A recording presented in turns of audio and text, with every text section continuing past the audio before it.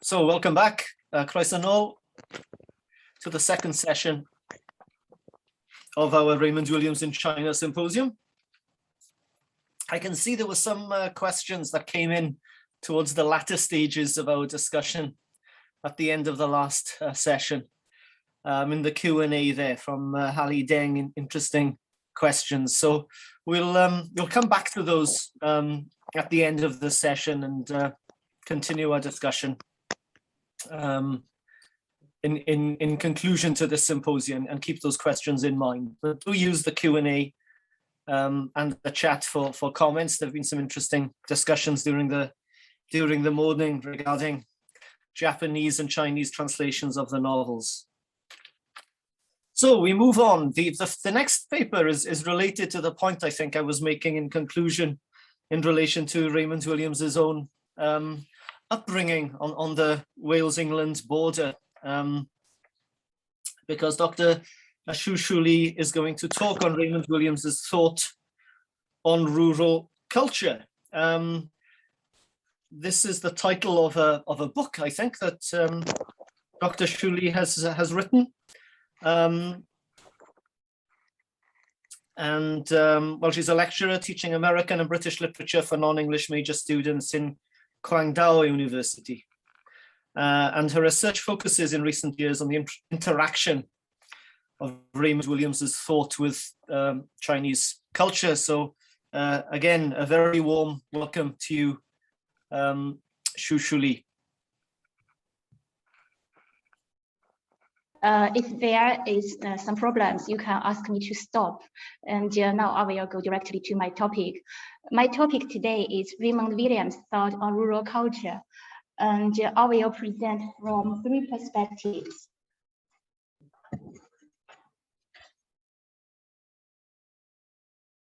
The first is, why should we study his thought on rural culture? Then the second is, what can we learn from his thought on rural culture? And three, how did he describe China in his thought on rural culture? And let's go directly to the first one. Why should we study it? And I think there are two reasons. The first reason is Raymond Williams' thought on rural culture is helpful for us to understand the changing society. Britain is the first industrialized country with a long agricultural history. At Williams' time, British rural economy was no longer the pure agricultural economy, and the traditional farmers also disappeared. Raymond Williams and his peers realized that it's necessary to show the cultural transformation caused by the historical change. For instance, he said, the connections between these very different kinds of community, rural and industrial, have still not been sufficiently explored. So Williams decided to describe such relationship. This is the relationship, that is the relationship between the rural and industrial area, between the country and the city. Many of his ideas are still inspiring for countries which are undergoing urbanization and industrialization. The second reason for us to study this kind of thought is that it is useful for us to understand all his works. Compared with other New Left thinkers in his time, like Richard Hoggart and E.P. Thompson, Raymond Williams paid more attention to rural culture. In 1982, he said, I was born in a rural economy, and I still found most of my priorities in it. Almost all the important ideas of Raymond Williams are related to rural life and rural culture. And he was concerned about the country people in his rural life. If we ignore his thoughts on rural culture, we can't fully understand why he wrote so many works related to rural culture. To Williams, observing and describing rural culture is an efficient way to know British society. In the book titled Cobbett, he outlined the development of Williams' Courbet's thought on the changing of rural life. In the English novel From Dickens to Lawrence, Williams analyzed the transforming process from rural community to urban community. In Second Generation and Loyalty, the stories often happened in countryside or nearby. In his novel Border Country, The Fight for Manhood, and his unfinished novel People of the Black Mountains, Williams put all the scenes in the mountain area where he grew up. Who Speaks for Wales was a collection of Williams' papers. Many articles on his book views or speeches related to Welsh rural culture. When Williams got older, he paid even more attention to rural culture and rural life. John Bunny once said in 1987, for the past 20 years, Raymond Williams has divided his time between the academic world of Cambridge and the village of Creswell in the Black Mountains. He showed the rural potential, rural history, and predict the rural future. We can find that his thinking on rural culture is a thread running through his works in different periods, sometimes clear and sometimes implicit. Then we will go to the next part.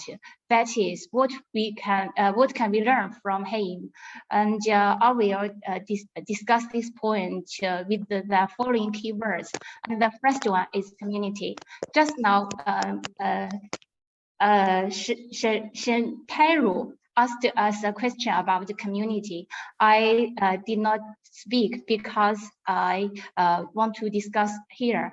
And the following is my understanding and my reading of Raymond Williams' community concept. I think if we use keywords to describe his rural his thought on rural culture, community should be the first one. Williams used community as a starting point to show his idea on rural thought. In his early book, Culture and Society, he mentioned two kinds of ideas related to the concept of community, the idea of service and the idea of solidarity.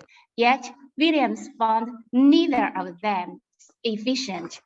In the English novel From Dickens to Lawrence, Williams discussed community in detail.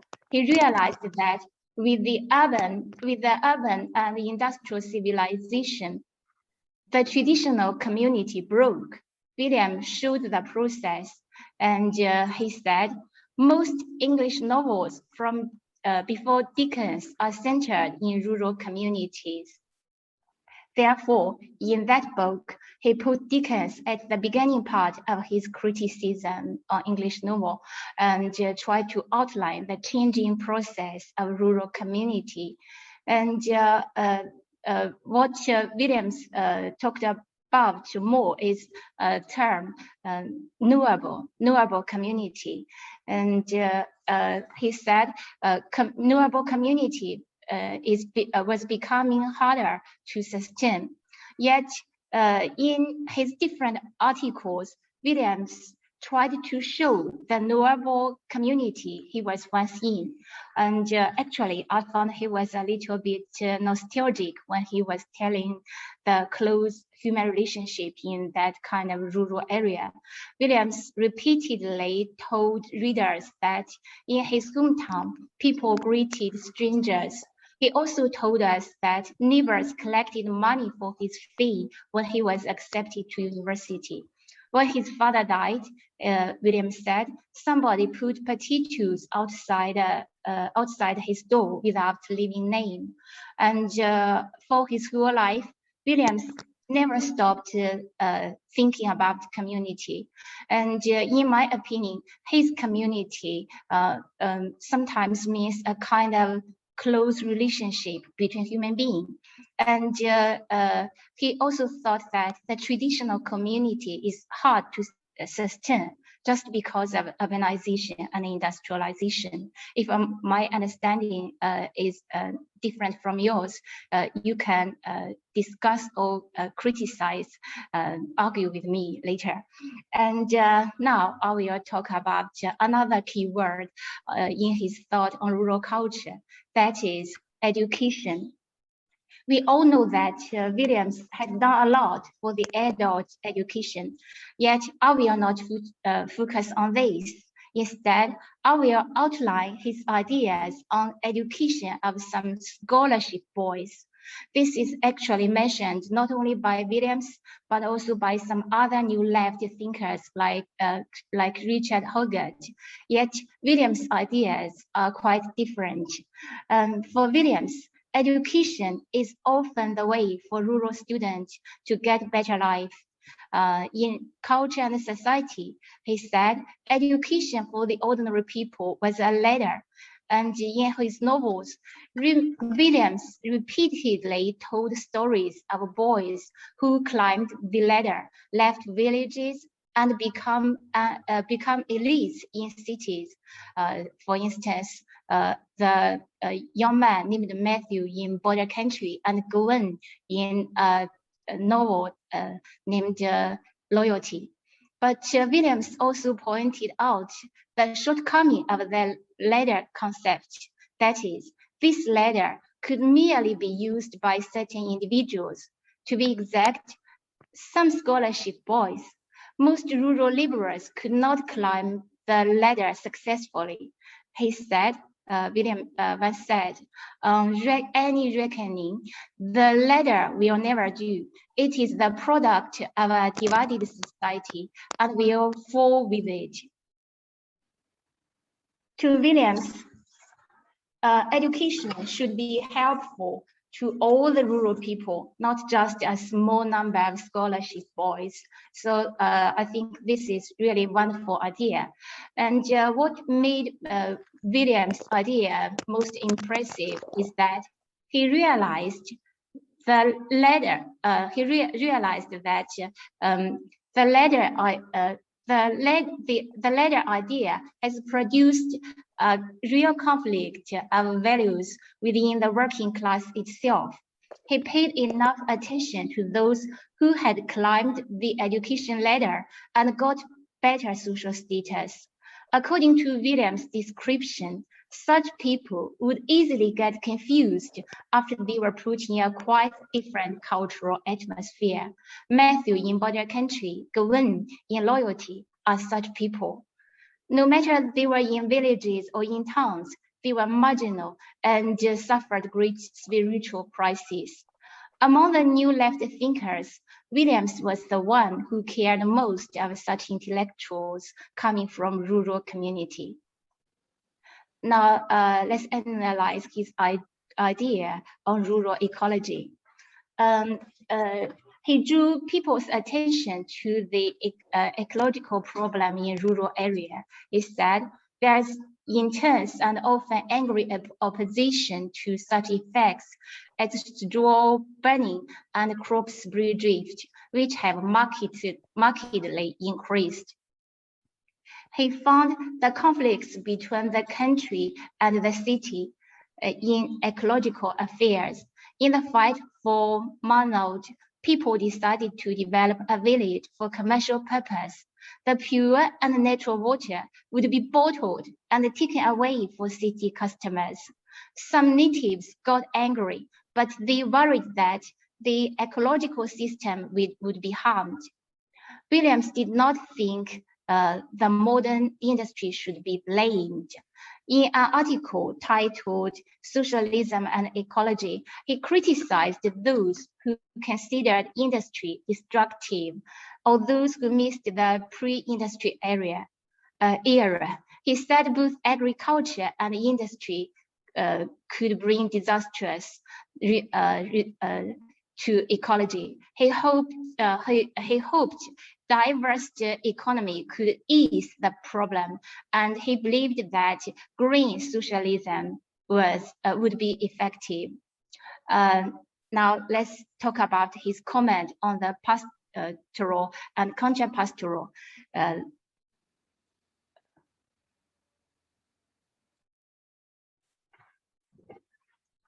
Williams mentioned two kinds of improper ways to deal with rural culture.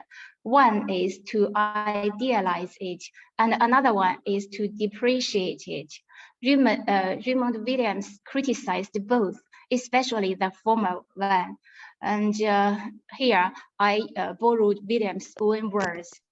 Pastoral and counter-pastoral are the words from the book named The Country and the City. Williams said that there was no golden time in rural area.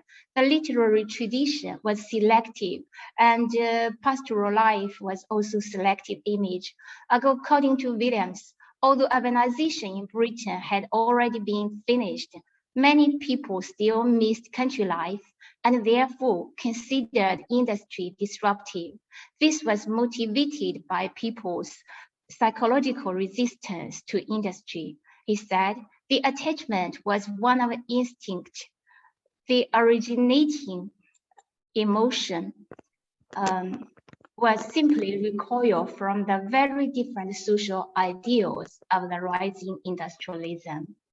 Williams warned people the consequence, and he said, in Britain, identifiably, there is a precarious but persistent rural intellectual radicalism, genuinely and actively hostile to industrialism and capitalism, attached to country ways and feelings, the literature and law. Williams was telling his readers, being abused to pastoral country would hinder the industrious economy. Because of such judgment, Williams was regarded as the first who outlined the undercurrent of anti-industrialism in people's nostalgic feeling. Since rural life is not pastoral, the urban life is not necessarily disgusting. In many novels before his time and of his time, the country is beautiful and the city is dirty, busy, and boring. But to Williams, things are different. His cities are pleasant and exciting. He once said, I know that I felt again and again the great buildings of civilization, the meeting places, the library and the theaters, the towers and domes, and often more moving than these, the houses, the streets, the press, and excitement of so many people with so many purposes. We can find that in Williams' works, city is charming. Although Williams believed that rural life should not be idealized, he also disagreed with the negative description of rural life. Williams had ever said that culture could be dominant, residual, and emergent, but he did not regard rural culture as backward. Although rural laborers were less than 4% of the whole British population in Williams' time, he was still optimistic for the rural potential. Williams pointed out that a rural economy has never been solely an agricultural economy. It had a vast variety of crops and trees. Although the workplaces for the crops and trees were moved to cities after the Industrial Revolution, the new energy and technologies would bring them back. In Resources of Hope, Williams reaffirmed his faith in rural development and said the city people are beginning to come back to country and the country economy revived. Agriculture is now the most successful sector of a generally failing economy. Williams did not deny the backwardness in technology and living situation in some rural areas. Yet he would not agree that the city was superior and have priority over the country. Williams told us that the country and the city are not opposite, but country was often depressed by city. Williams said, in such cases, the relationship between the country and the city was just like the underdeveloped country with the well-developed ones. In this way, the country's and the city relationship was internationalized and symbolic. So Williams provided us a way to understand the international relation. Williams' idea was inspiring for people to understand the modern economic colonialism. That is why Edward Said admitted that his ideas benefited from Raymond Williams.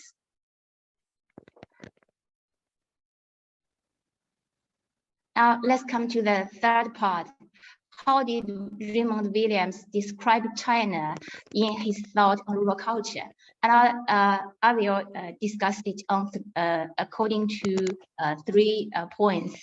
And Raymond Williams actually could not contact with China as conveniently as modern scholars, but the inconvenience never prevented him from observing and talking about China, especially when he was discussing rural problems. He first knew what happened in China by reading The Red Star Over China, which was published in Britain very early. And in The Red Star Over China, Williams knew that the Chinese revolution defeated in the cities, went to the country and gained its ultimate strength. Therefore, he never stopped paying attention to China.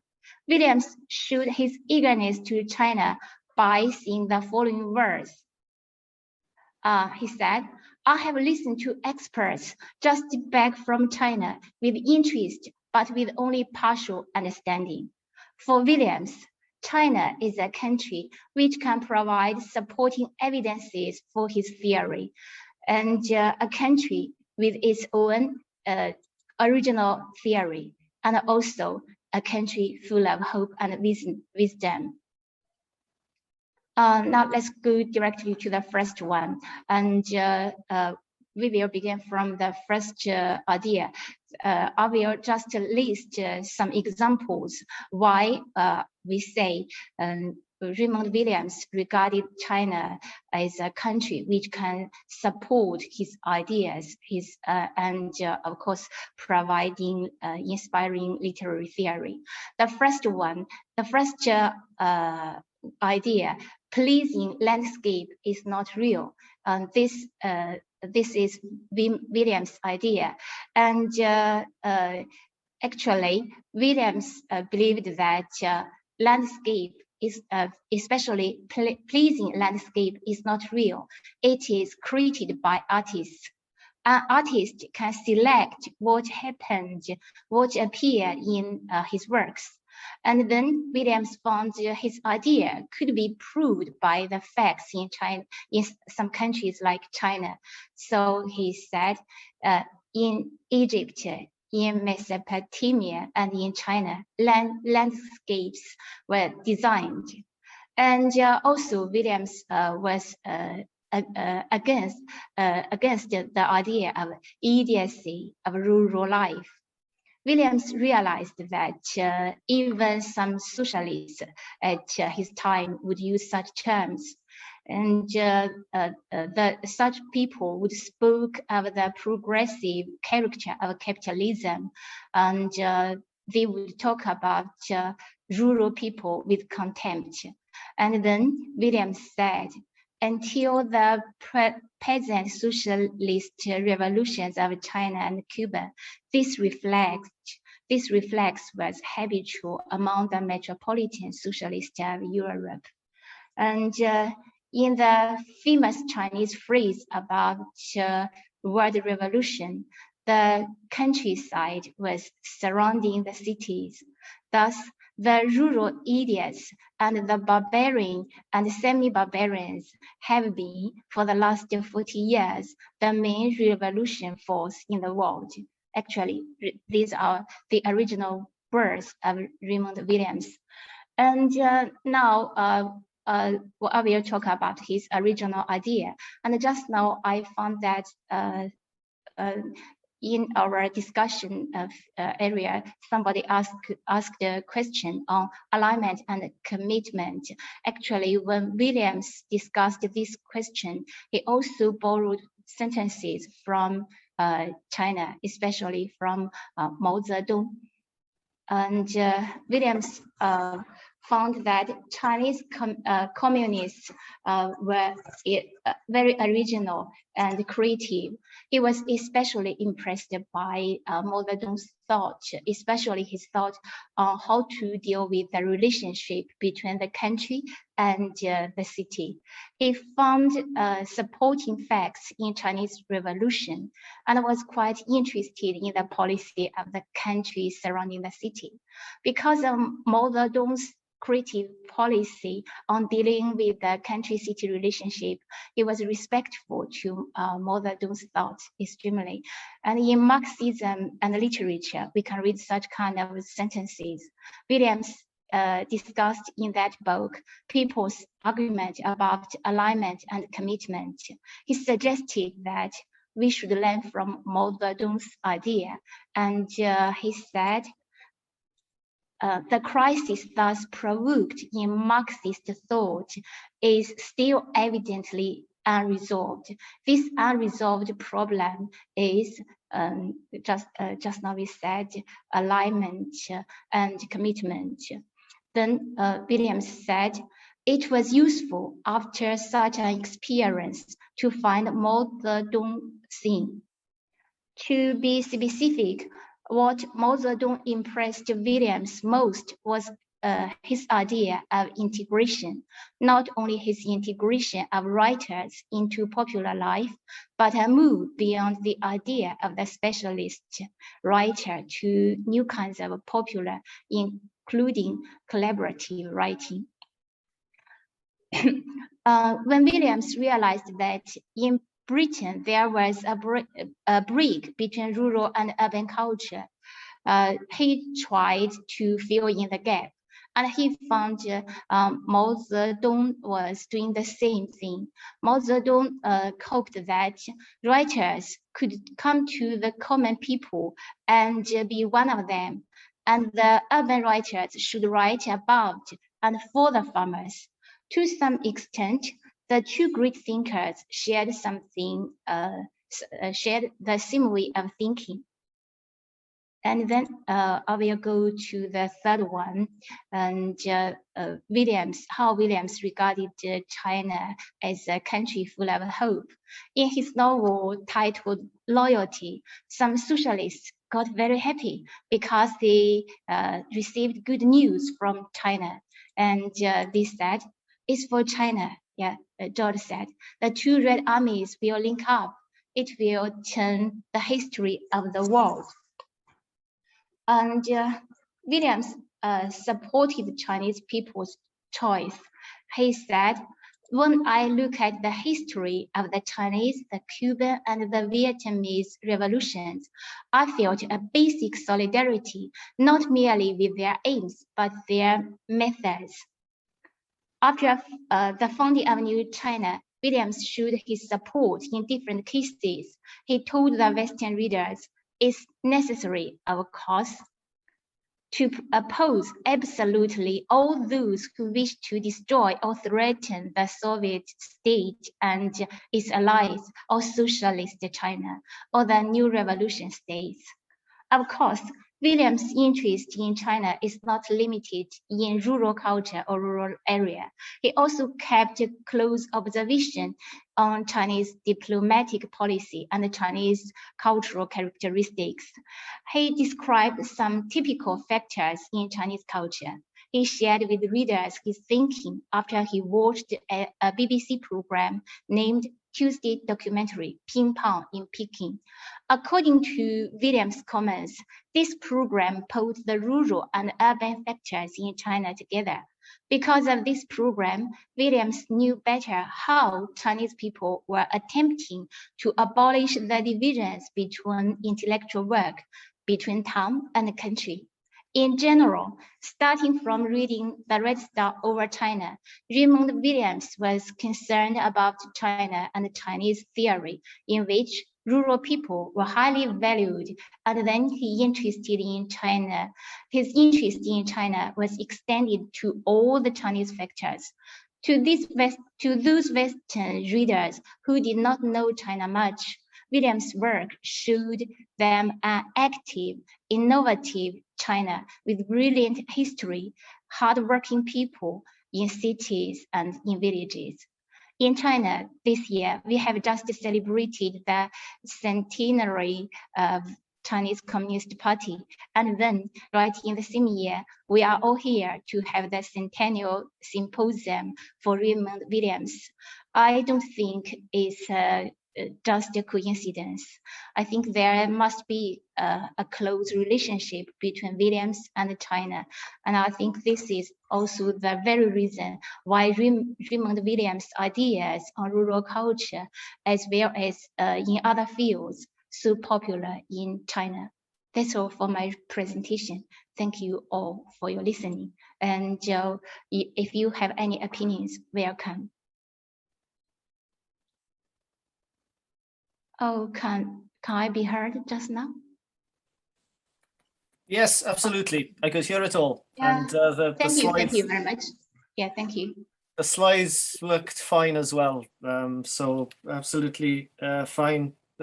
Shuli, thank you very much. Fine, we'll move on to Marianne Zhou, who has been to Swansea and who I know well, and who I thanked at the beginning for helping to put the event together. This is very much due to Marianne's efforts and engagement, and it was a privilege for me to be an examiner for her PhD on the people of the Black Mountains and Raymond Williams's thought at Lingnan University. Marianne joined Shenzhen University as an associate research fellow in 2019, and her main research interests include Raymond Williams, cultural studies, gender studies. She hosts a national post-funded project of philosophy and social sciences of China called A Critical Appraisal of Raymond Williams's Fiction. So it's great to see that your engagement with Raymond Williams is continuing, Marianne, and we look forward to your paper today. Over to you. Okay, thank you, Daniel. Just now, she really talked about Williams' idea on rural areas. So today I'm going to specifically talk about Williams' fictional rural areas. My topic today is nature and livelihood in Williams' fictional Black Mountains, a textual analysis of Williams' last published 2-volume novel, People of the Black Mountains. In Daniel's, let me share the screen.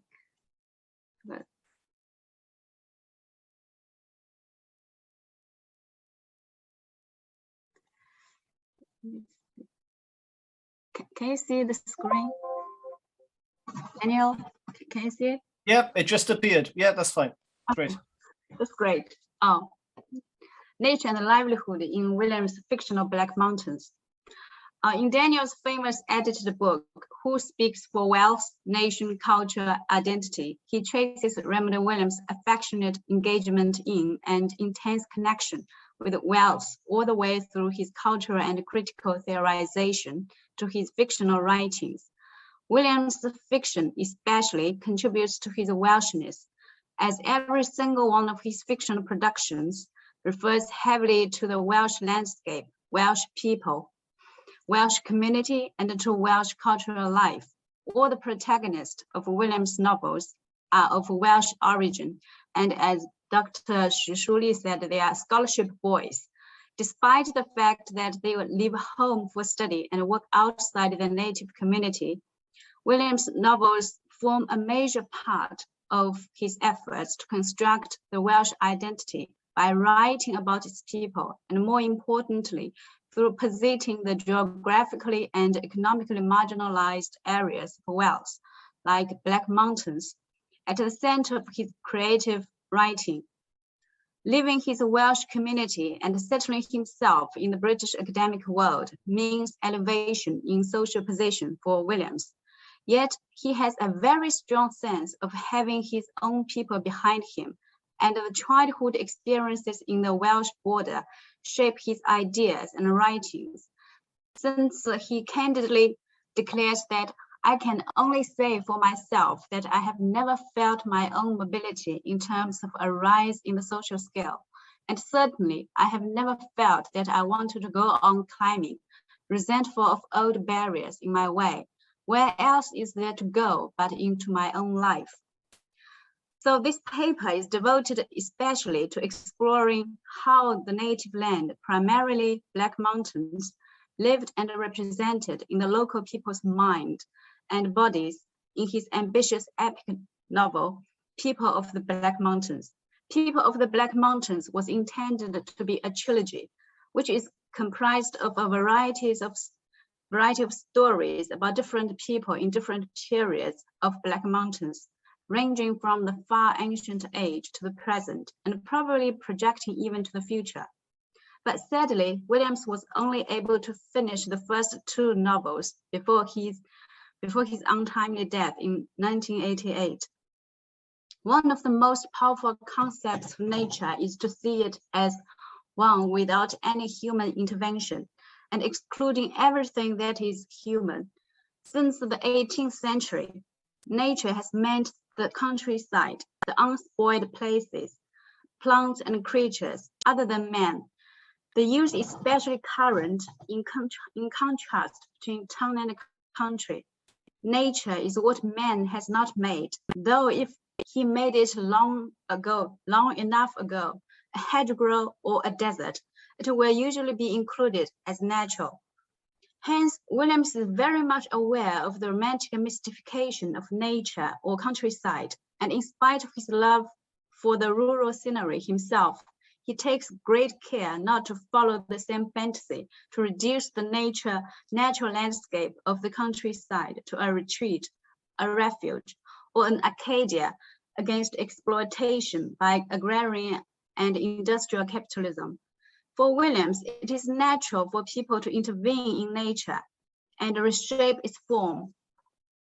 The reality is that man, being part of nature, has marked the environment and altered the natural landscape since the very beginning, as Williams argues that the idea of nature contains, though often unnoticed, an extraordinary amount of human history. As regards man-made nature, like the hedgerow referred to in the quotation above, we may speculate how old is old enough for Williams to include it as natural. The definition strikes us a little vague and ambiguous, as nature seems both to exclude and incorporate human interference. The antagonistic forces and the relationship between nature and culture is thus established as well as deconstructed. To solve this paradox is the concept that Williams recaptures in reinstating what was disrupted by industrial capitalism, that is, an ordinary and natural livelihood of people. This is a quotation from People of the Black Mountains, the first volume. But it is a father saying to his son, but it is life, Aaron, to move with the seasons. It is life to move and to hunt, to go to the places that are best for us, and to walk and enjoy them. There is the warmth of the caves in winter, above the rush of the river. There is the glitter of the lake in the summer, and then the great green of the forests, the sweet air of the plateau and of the high ridges. Always as we move, we have our mountains and our valleys. And as we move, we belong to them, and we feel our own life moving. It will not come for you as it came for me, when my hair was first tied, and the old ones walked us to learn these shapes in our bodies. But you must hear me, Aaron, for this is becoming a man. We learn these movings and these shapes to know our own lives through them. This is a father's teaching to his son about what he means by life in the ancient hunting period of the people. At the time, people lived to the rhythm of the nature, felt their own lived experiences through nature, and carved into their mind and body the shapes of nature.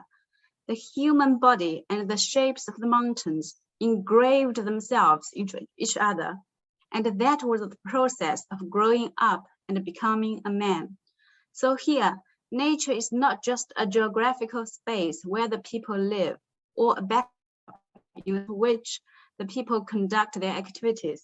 Rather, far more than that, nature is like a parent, guiding the people to move about its body in different seasons of the year, feeding them in his very best endeavor, feeling their lived life, going with the intimate movement of his pulse and heartbeat, and teaching them to learn and experience their own life by living through its body.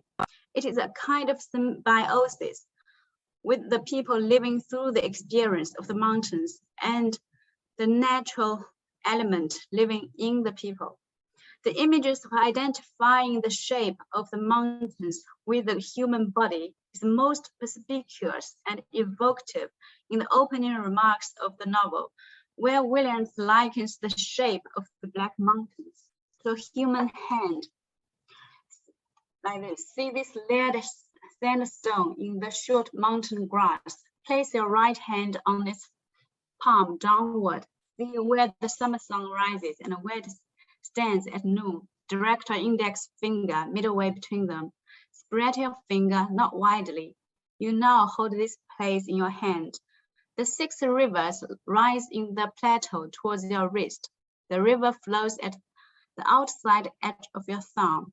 The second river flows between your thumb and the first finger to join at the top of your thumb. The 6th river flows at the edge of your outside finger. This is the hand of the Black Mountains, the shape first learned. In these very first paragraphs, we are given a powerful visual image, liking the topography of the Black Mountains and the human body. Each river and each ridge of the mountains amazingly corresponding to each and every part of a human hand. The metaphor effectively familiarizes the mountains to us, implying that they are as intimate as our own hand, the most familiar human body for oneself. At the same time, it implicitly conveys to the reader how the Black Mountains, the natural landscape, the place where Williams was brought up and tracked both in his childhood and in his adult life, has gradually permeated Williams' lived life and become an inseparable part of his physical body. The way he depicts this relationship with the Black Mountains is very much like a father showing to his child on his little hand how their native land is imprinted on the body, as well as forming his or her identity and etching itself into their life and experiences. This phenomenon has been passed down from the earliest people living on this very land and into these particular mountains, all the way down through the generations of hunting and herding, of trading and warring, of conquering and defeating, up to the present day. Just as Williams opens his unfinished trilogy with these words, that its generations are distinct, but all suddenly present.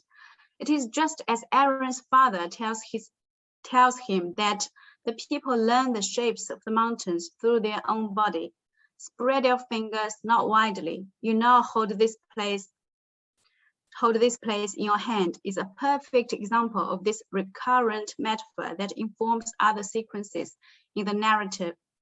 In the story of Merod and the horse hunt, Merod stares through the crippled legs at the distant mountains, and again the story Varen at the edge of the great ice. Varen lifted his arms, the wrists and hands curving inward but still apart, and looked back over his shoulder in trial, straightening his elbows and curving his hand.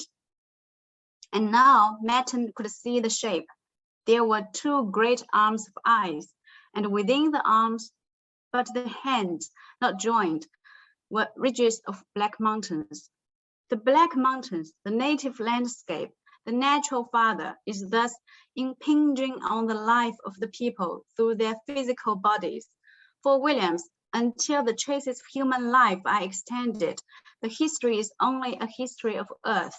Thus, the Black Mountains are only ridges and rivers, earth and water, trees and animals, until humans came and brought it to life. And it reached the very center of the people's livelihood. unspoiled nature without any human intervention or any trace of human habitation seldom engages William's creative attention. For what he depicts as precious is how humans and nature merge, and how in the encounter this process generates the most vigorous and dynamic life. As Rod Giblett observes in his article, Nature is Ordinary too, the concept of livelihood deconstructs the distinction between culture and nature. In Williams' fiction, the Black Mountains lying still beyond, seemingly unspoiled and distant from industrial afflictions, are always integrated in the same picture frame with the land that has been reshaped and reclaimed by the people actually living there.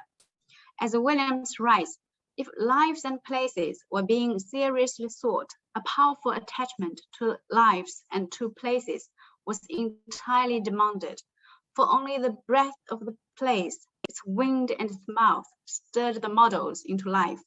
This deep attachment to the place, to the Black Mountains, for Williams is explicitly expressed and vividly felt. Apart from Williams' attachment to the idea of livelihood, that finds a vivid expression in the people living through the place and the place gaining its unique distinctive marks through the people. He is equally obsessed with the history of his native land, the Black Mountains. He narrates how marvelous events and quotidian life since ancient times had made their impression upon this very land, these very mountains. This had always been the strong motivation that promoted him to write this ambitious trilogy, to narrate a story of the people, not one of the folk. The concept of folk somehow connoting the past, but from the past to the present and into the future. Williams had been very much obsessed with the history of his particular magical native land, always speculating in his writing on what might have happened here across the centuries. In his essays and his fiction, he constantly represses the theme of how the spirit of place brings forth all the people that once lived and those who are still living into one single framework. As the eyes follows them in this unusually defining land, the generations are distinct, but all suddenly present. Therefore, the reader is struck again and again in the novel by the constant reference to the earlier generations in the later stories, so as to keep the sense of continuity in the history of the land, and also to tell how the past is living into the present and stretching into the future. Thus, the lands of the Black Mountains assume the quality of palimpsest, upon which generations of lived experiences have been inscribed and re-inscribed. For example, like this, at the division of a shipwreck, Glenn, the protagonist of the novel, came to a boundary stone. He knew it as the old boundary that divided the lordships of the eastern and southern foothills from those other lordships of the valley of Wye and Lingfi. The stones were almost overgrown with heather, but they were markers which Alice, Glenn's grandfather, had often shown him and explained. The boundary stone is one specific example of a palimpsest. It has witnessed and marked the ancient borders of two lordships, harbored and recorded the moment of a grandfather showing and explaining to his grandson the history of the place, and also guided Glenn in his present search of his grandfather Alice, as well as in quest of his own identity. All of a sudden, a simple stone brings all of these local histories back to the present in its function as palimpsest. For Williams, the entire Black Mountains of his native land represents one huge palimpsest through which he attempts to read meanings into each of its layered and engraved strata, just as Inglis notes in his biography of Williams. A landscape is the most solid appearance in which a history can declare itself. It is not background, nor is it a stage. There it is. the past in the present, constantly changing and renewing itself as the present rewrites the past. Williams treats his native land and its people as a whole as indispensable completeness that is realized in the idea of livelihood and in the histories of the place lived in and through its people. He argues that any full history of the uses of nature would be a history of a large part of human thought, from which a striking and a rooted attachment to the Black Mountains can be easily identified.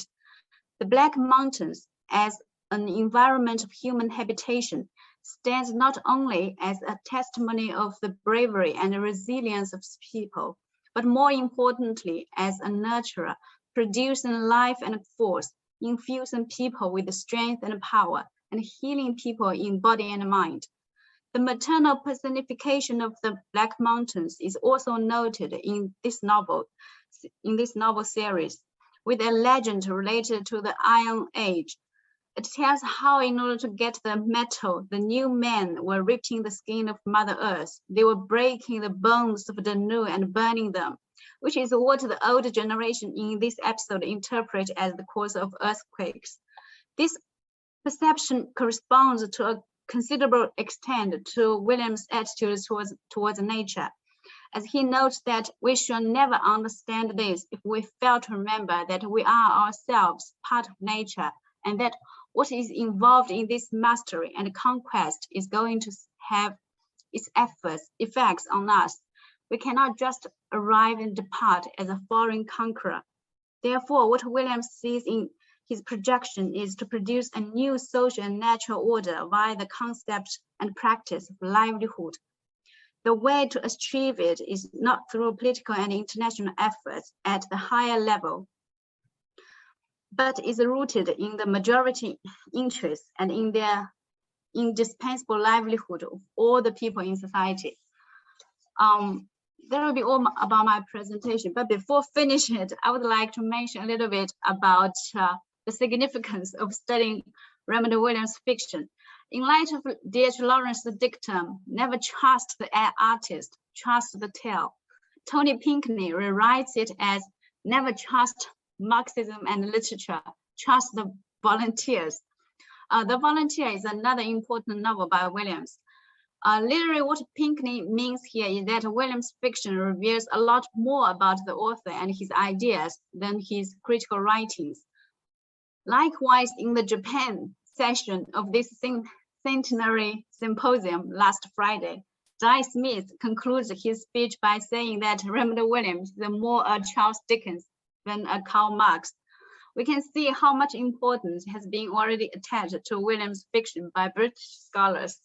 And indeed, all his 7 published novels are very much worthy of our further exploitation. A unanimous critique against Williams is that he ignores the racial problem and the problem for women. However, a close reading of his fiction will reveal a very different Raymond Williams from what we have normally perceived him. He not only cares a lot about the racial problem, especially the Celtic people in Wales and their relationship to the English people. Furthermore, his fiction is densely coded with gendering discourse, elevating the female characters to a manipulative position, while emasculating his male characters by crippling them, literally crippling them. So I really hope more and more scholars will get interested in his fiction. That will be all about my presentation. And this picture is actually the school Raymond Williams went to before he went to the Trinity College at Cambridge. And the mountains looming behind the school are Black Mountains, right, Daniel? So thanks for listening. Okay, thank you, Professor Dennis Williams. I speaking in China, translated by Mr. Zhou Shenzhen. Let's begin. 尊敬的玛丽安·威廉斯女士，尊敬的丹尼斯·威廉斯教授，尊敬的张晓红副校长、丁尔书教授，女士们、先生们，大家晚上好！很高兴接受会议的邀请，参加这一次纪念威廉斯诞辰100周年的学术研讨会。我为会议提交的论文题目是《审美人类学：建构当代美学与批评新体系》，这是我与吉林大学孟凡军副教授合作撰写的论文。雷蒙德·威廉斯的文化唯物主义理论是我们团队从事审美人类学研究最重要的思想资源之一。在这次会议上，我们仅以这篇论文向雷蒙德·威廉斯表示深深的敬意。Please. Hello, with regards to Mrs. Marianne Williams, Professor Daniel Williams, and with regards to Vice President Zhang Xiaohong and Professor Daniel Su, ladies and gentlemen, good evening. And I'm really glad to be invited to attend this celebrating 100 years of Raymond Williams, the centenary symposium. And the paper I submitted for the symposia is Aesthetic Anthropology, Constructing a New System of Contemporary Aesthetic and Art Criticism. This is a paper I co-work with the vice professor in the Jilin University, whose name is Meng Fanjun. And Raymond Williams' theory of cultural materialism is one of the most important resources that our team working on the aesthetic anthropology with. So I show my high regards to Raymond Williams with today's paper. 刚才在会议开始之前，我们很高兴的听到了这个贵大学啊，那么建立了一个威廉斯的文库。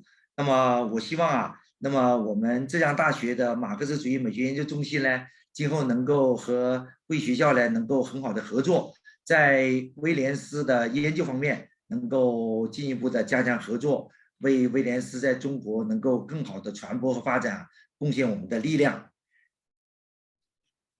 I'm really happy to hear that your university editing and data resources of Raymond Williams' work and our Center of Contemporary Marxism Aesthetics will use these resources to continue our research and hope to have further cooperation with you. 下面我们就请来我们研究中心的赵胜之女士代表我来宣读我的论文，请大家批评指正。Thank you. And since the symposium language is in English, I would like to invite my secretary of the center to present the paper for me and welcome for everyone's comments. Okay, so today's topic is aesthetic anthropology, constructing a new system of contemporary aesthetic and art criticism. The paper is divided into 5 parts, and for time limitation, I will just read the 4 parts of it. The first part is the context for proposing aesthetic anthropology.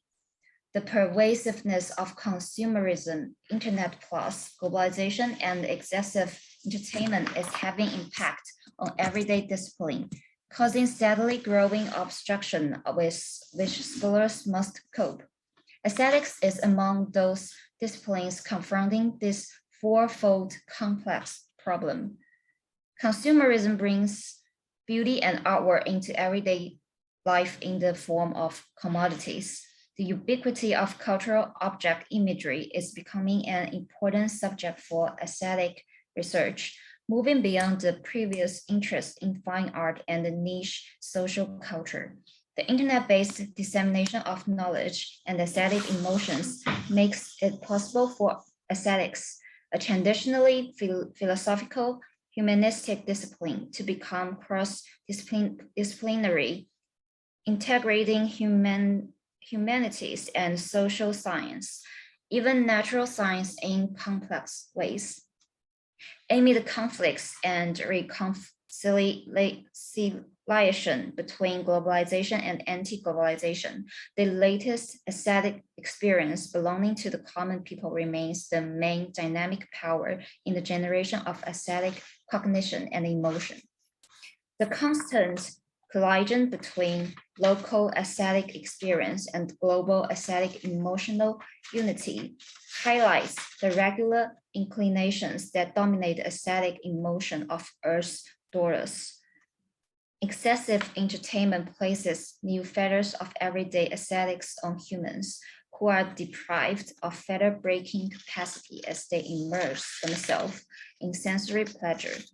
It's therefore urgent for aesthetic scholars all over the world to reiterate the need for free, well-rounded, balanced human development. Correspondingly, studies on the tragic humanism deserve high priority in Chinese aesthetics and art criticism. The series and methodologies of aesthetic anthropology may help tackle these 4 challenges in the new era. Specifically, aesthetic anthropology is grounded in the concepts of philosophical anthropology and the methods of cultural anthropology. It takes local aesthetic experience as the core subject. It studies aesthetic mechanisms in specific historical and cultural circumstances and seeks a solution to track down problems among the collection of local aesthetic experiences from now into the future. The second part of the paper is to analyzing the key concepts of aesthetic anthropology. Modern anthropology have existed for more than 150 years. It differs greatly from classical anthropology in both core concept and signature methodology.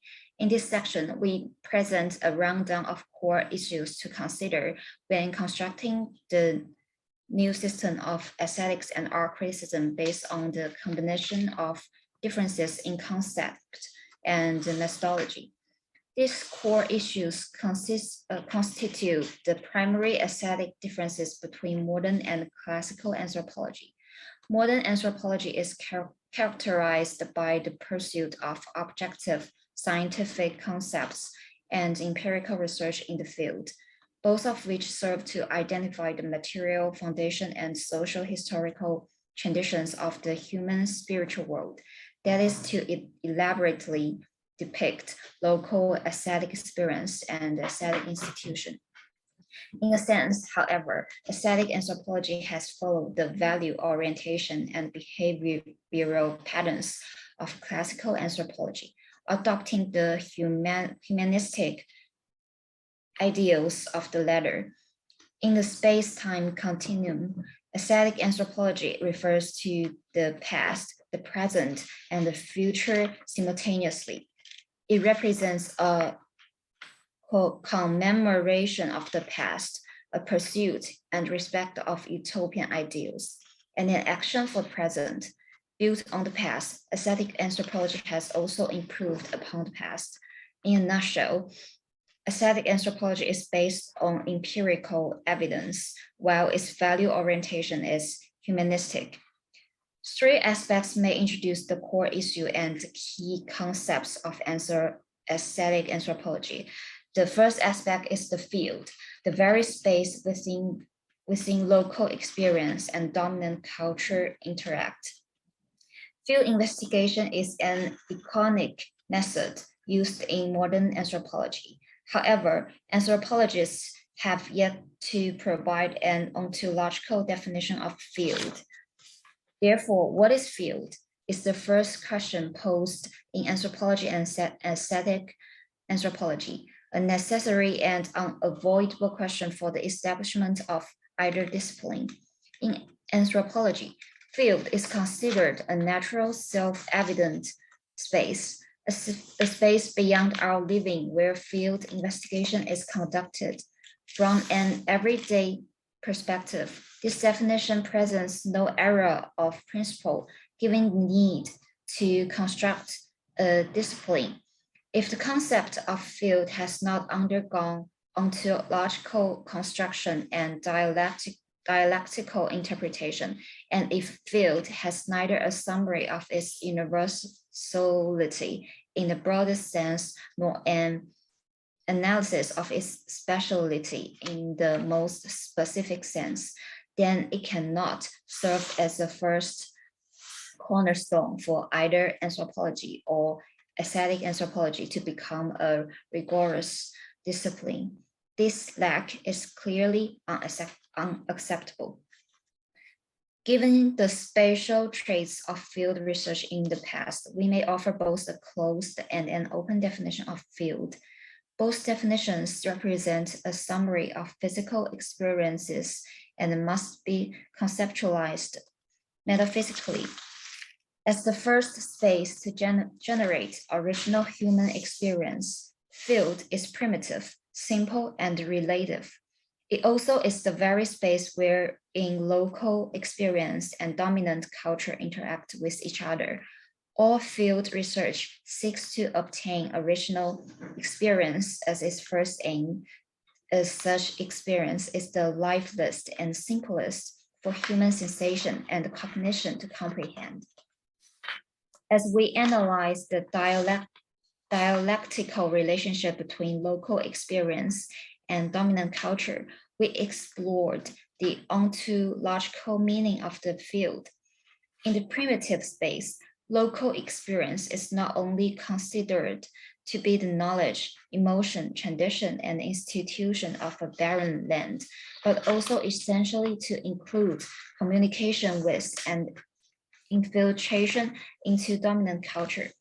There are two ways to understand this notion. On one hand, local experience is not culturally insulated, but rather influenced by the dominant culture at the periphery.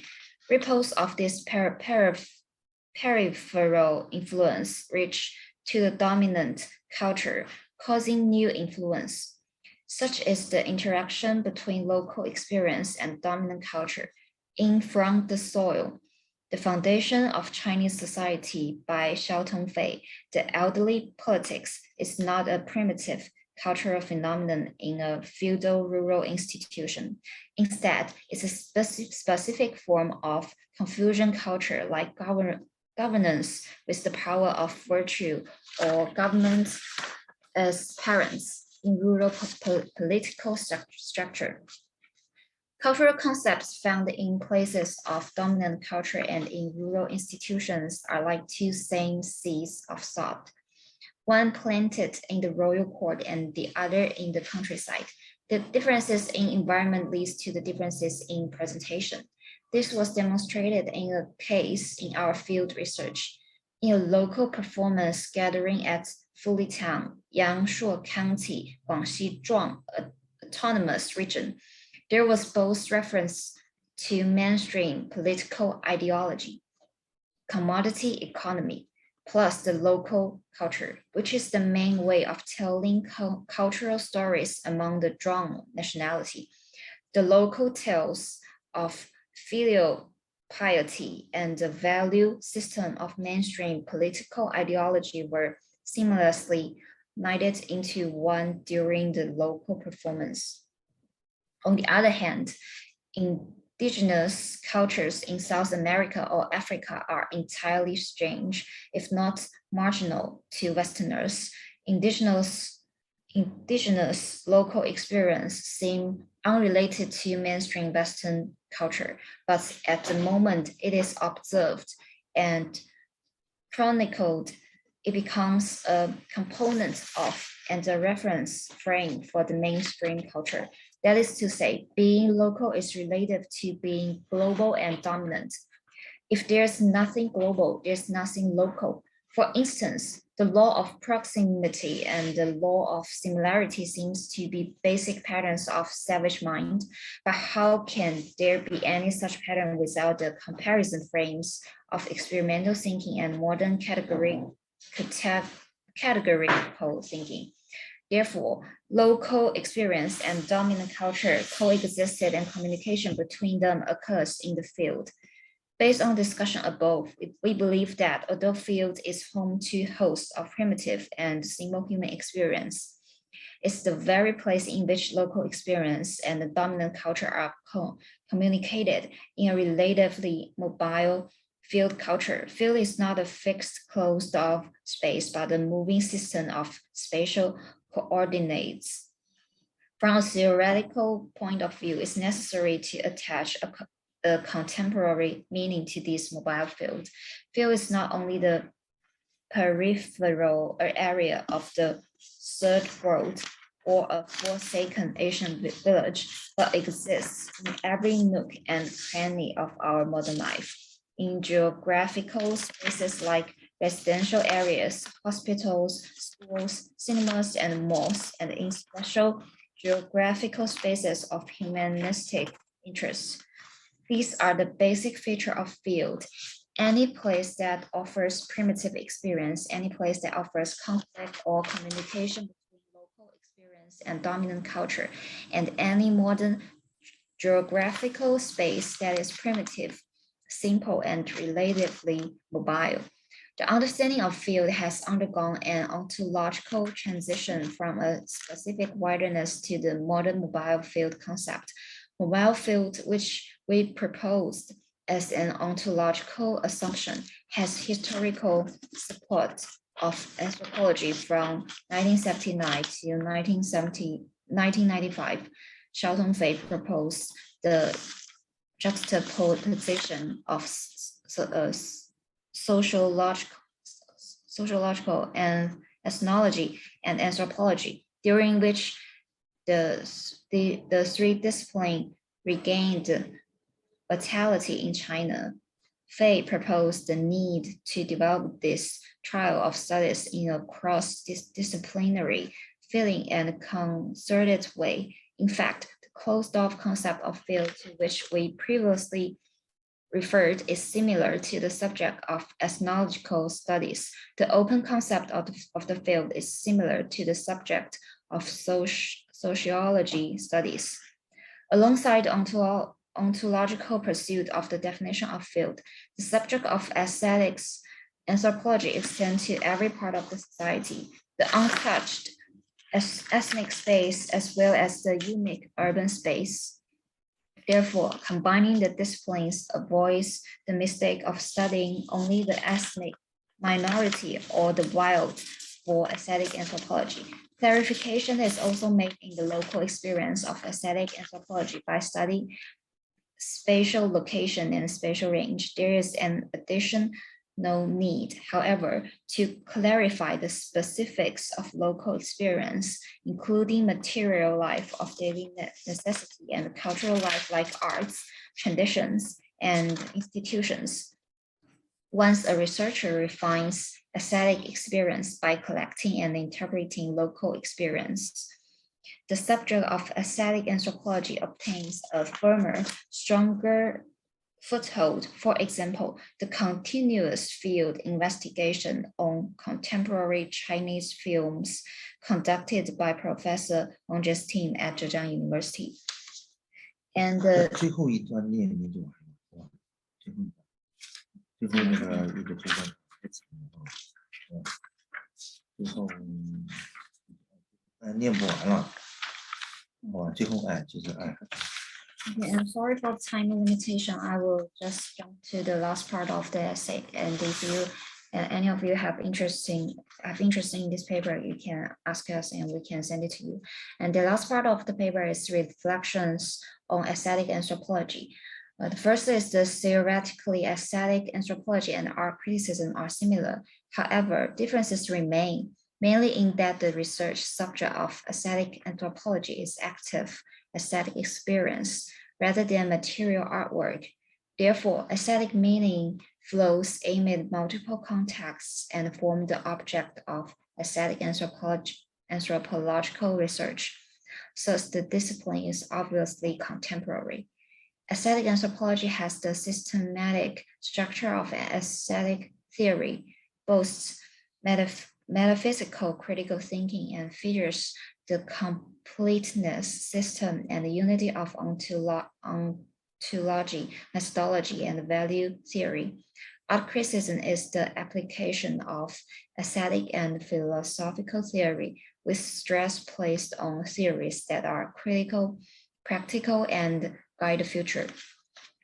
The second point is in terms of methodology. Aesthetic anthropology combines the empirical research methods of philosophical anthropology with those of cultural anthropology, and strives to solve complex issues of contemporary aesthetics by taking a multidisciplinary and comprehensive approach. Both Chinese and Western anthropology boast long histories. Anthropology, through the course of its development, has different priorities and means of expression, but is consistent in research perspectives and openness and the inclusiveness of research methods.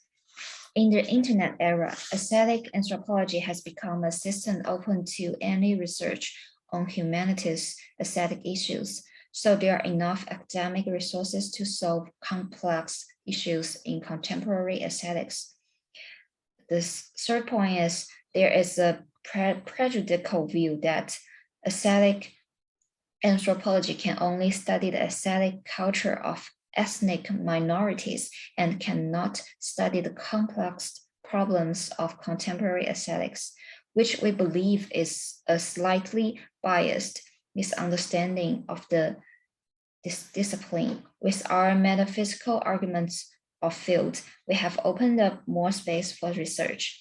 Aesthetic anthropology methodology includes methods from both ethnic aesthetic study and sociological aesthetic studies. After a long period of accumulation, aesthetic anthropology has gradually developed a theoretical system.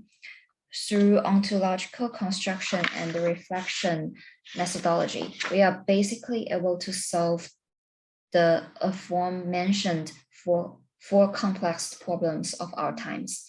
We expect more aesthetic researchers to discuss aesthetic anthropology with us, so we may promote contemporary aesthetic together. That's all. Thank you for listening. Thank you.